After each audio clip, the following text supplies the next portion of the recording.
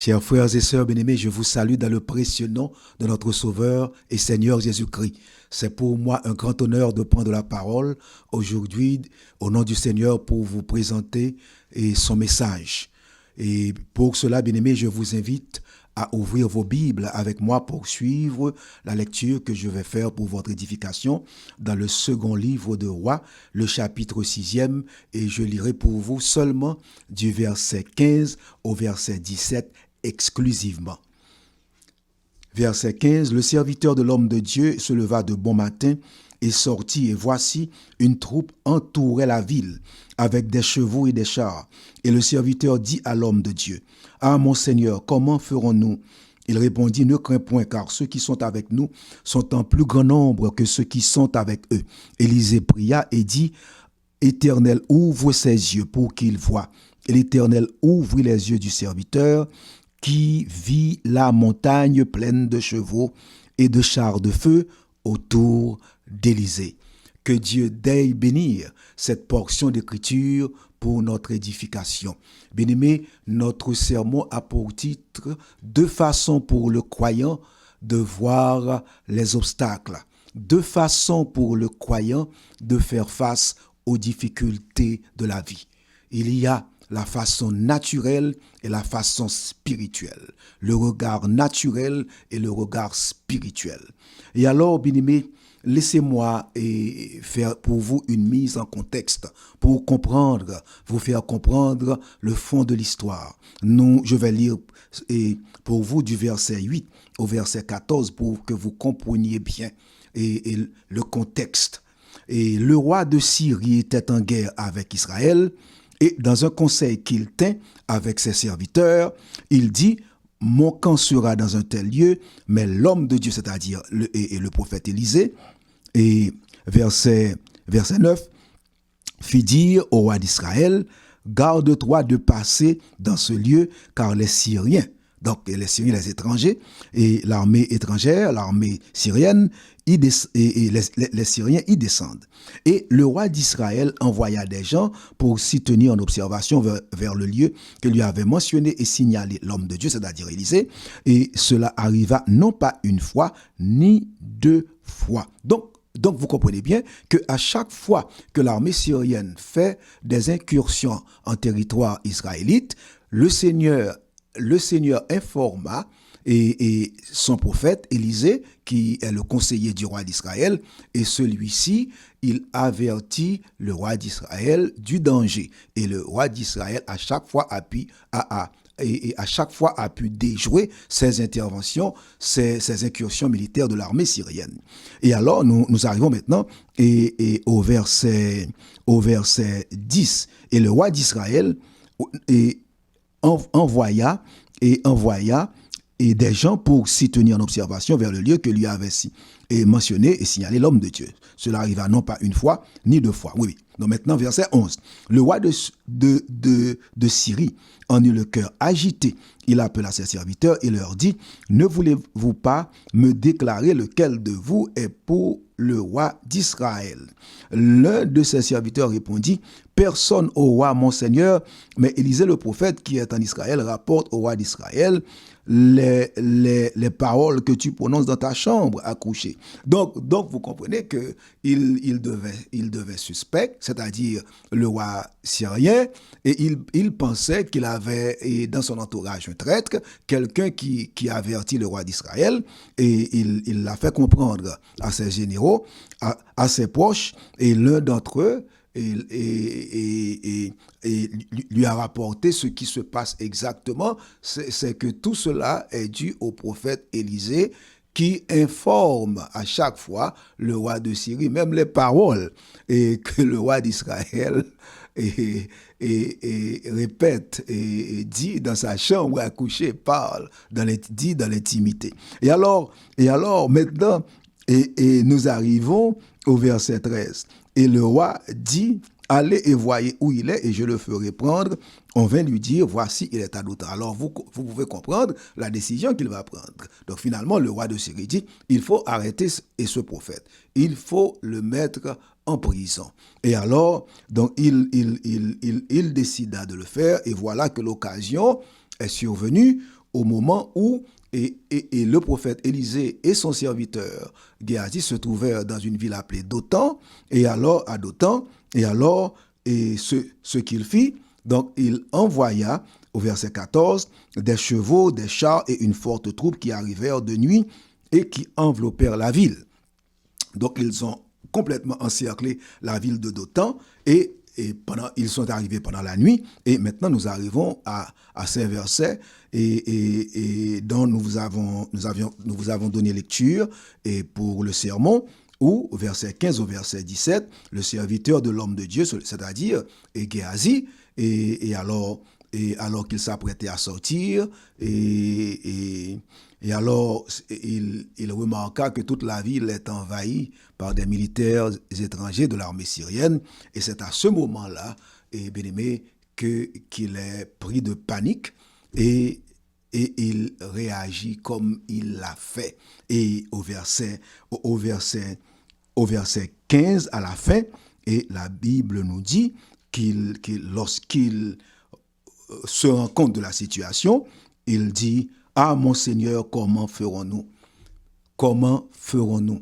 Donc, et alors, c'est la gestion charnelle. Deux façons de gérer les obstacles. Le chrétien est un humain. Nous sommes des humains, nous sommes sujets à la faiblesse et les réactions naturelles, les réactions charnelles, nous les comprenons et c'est la peur, c'est la panique, c'est le raisonnement humain, c'est la logique humaine et alors c'est la compréhension de ce que nous voyons et par rapport à nos limites et nous voyons que ici et le serviteur du prophète Élisée, Géasi, est tombé dans le désespoir et il ne sait quoi faire et il dit: nous sommes dans de beaux draps, nous sommes dans une situation difficile. Et c'est là notre premier point, la réaction et la gestion des obstacles, la gestion des difficultés. Nous sommes des humains, c'est normal que nous devons réfléchir, c'est normal que le croyant doit dresser un plan, s'imaginer comment faire, qui contacter pour l'aider à résoudre tel ou tel autre problème. Et lorsqu'on est malade, d'aller voir le médecin. Et souvent de fois, Dieu utilise ces moyens pour nous aider à résoudre, à traverser nos obstacles. Et bien aimé, ici, nous comprenons la réaction humaine. Et cette réaction charnelle, naturelle, doit toujours nous porter vers la réaction, vers la gestion spirituelle et de tout obstacle, de toute situation est difficile. Et voilà que nous voyons que Élisée et que le serviteur d'Élisée, je voulais dire, et son regard s'est arrêté uniquement sur le danger, sur l'obstacle, sur la difficulté du moment. Cela nous arrive souvent que nous sommes effrayés et nous ne pensons même pas à Dieu. Et c'est ce qui arriva. Donc son regard voit le problème, mais son regard ne voit qu'une partie du scénario. Car Dieu est toujours là. Et alors, c'est pourquoi cette situation apparaît sans issue pour lui et lui arrache un cri de désespoir. Hélas, mon Seigneur, comment ferons-nous? Nous allons tous périr. On va nous arrêter. On va nous tuer. Nous sommes si facilement inquiets, bien-aimés, quand nos regards s'attachent aux circonstances contraires qui nous assaillent. Nous ne savons que faire. Nous ne savons comment les gérer. Et ceci nous amène à notre second point, la gestion spirituelle. C'est normal qu'en tant qu'humain, qu'en tant qu'homme, Dieu nous a donné un cerveau, Dieu nous donne des émotions. L'émotion nous envahit, la panique nous envahit, et nous essayons par la logique et de résoudre le problème. Et souvent de fois, Dieu peut passer par cette logique, par ses réactions et par vos plans. Et Dieu les approuve et Dieu peut utiliser vos plans et pour vous donner la victoire, pour vous aider à résoudre le problème, à traverser cet obstacle. Et bien aimé, c'est comme ce qui se passe aujourd'hui dans le monde. Que voyons-nous? Le monde est à genoux face à cette pandémie et virale qui fait rage. Et bien aimé, je pense que l'une des raisons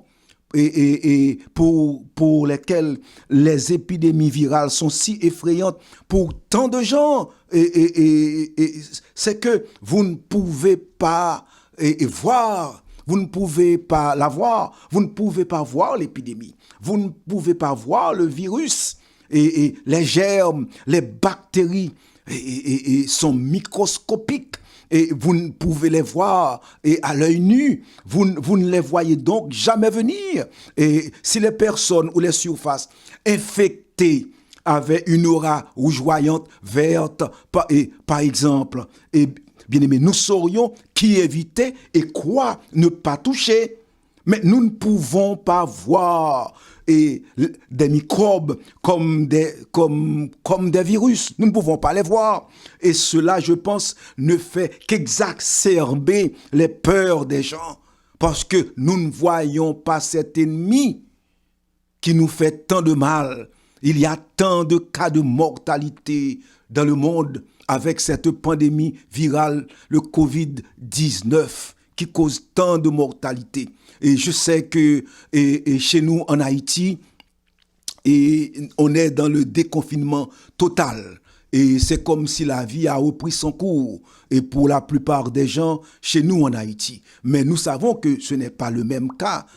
Par exemple, dans les autres pays de la Caraïbe, et même en Europe, en Amérique, et plus particulièrement ici aux États-Unis d'Amérique. Au fait, ici aux États-Unis d'Amérique, c'est le reconfinement. Et surtout avec le nouveau gouvernement et qui va prendre place d'ici le 20 janvier prochain, très prochainement. Et alors on va avoir beaucoup plus de mesures de distanciation sociale et plus de mesures pour renforcer le confinement pendant une période afin d'enrayer ce virus.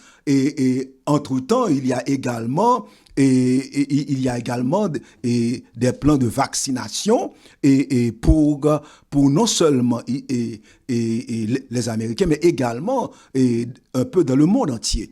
Mais cependant, bien-aimés, ce que je veux que vous sachiez, et ce que nous devons tous comprendre, c'est que les virus et les bactéries ne sont pas les seules choses qui ne peuvent pas être vues à l'œil nu.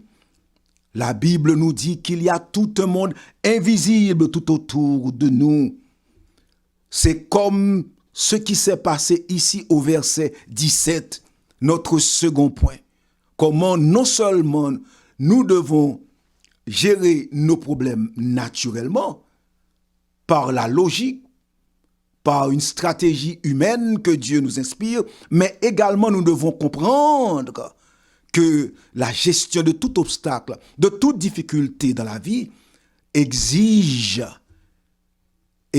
une approche spirituelle. Car regardez ce qu'Élisée a dit, ce qu'il a répondu à son serviteur Géasi. Il a répondu par une prière à Dieu.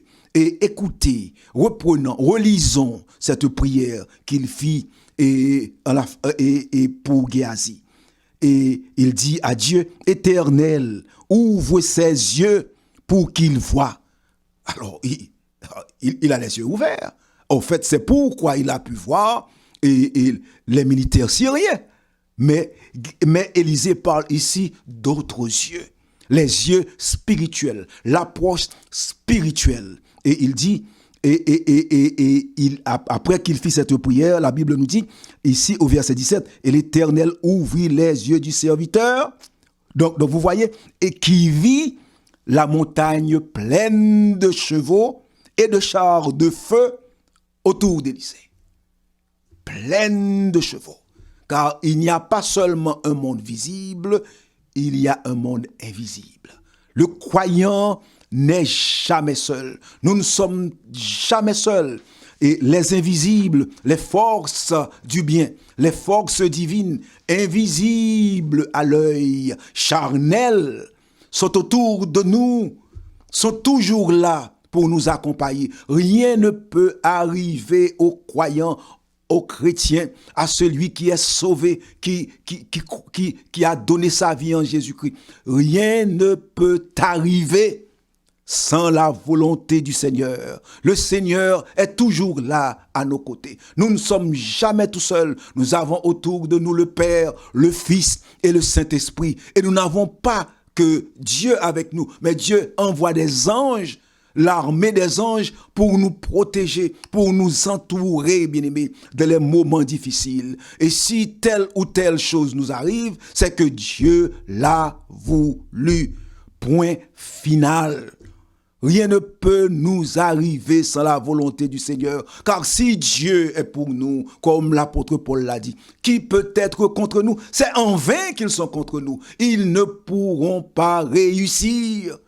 Quel que soit leur plan, quel que soit le plan qu'ils fomentent, ils ne réussiront pas. Si Dieu est avec nous, or Dieu est avec nous, il est avec nous maintenant, il est avec nous ce soir, il est avec nous au matin, midi et soir, quotidiennement et même dans la mort, Dieu est avec vous, Dieu est avec nous.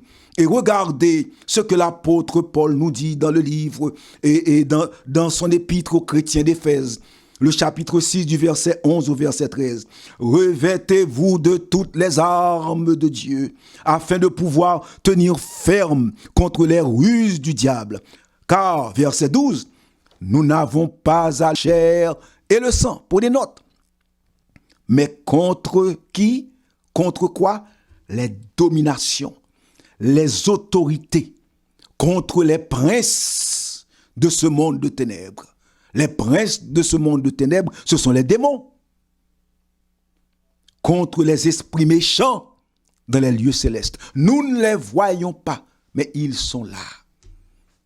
Lorsque les gens agissent mal, il y a toujours des esprits méchants qui les inspirent. Mais heureusement, comme dans le cas d'Élisée, l'armée de Dieu est toujours à côté du croyant. Et si vous regardez bien le texte, l'armée du Seigneur, l'armée des anges n'a pas agi. Au fait, le reste du texte nous montre qu'Élisée a obtenu la victoire, a frappé l'armée syrienne d'aveuglement sans l'intervention des anges de l'armée céleste. Donc, l'armée de Dieu est toujours là et interviendra pour nous lorsque Dieu l'ordonne, lorsque c'est nécessaire. Parfois, ce n'est pas même nécessaire que l'armée des anges, l'armée angélique intervienne en notre faveur. Dieu a d'autres moyens. Et Dieu peut passer par le moyen naturel pour nous délivrer. Par le médicament, par le médecin, il peut se servir de n'importe quoi, de n'importe qui. Et parfois, il juge nécessaire de se servir de ses anges pour intervenir en faveur de son enfant.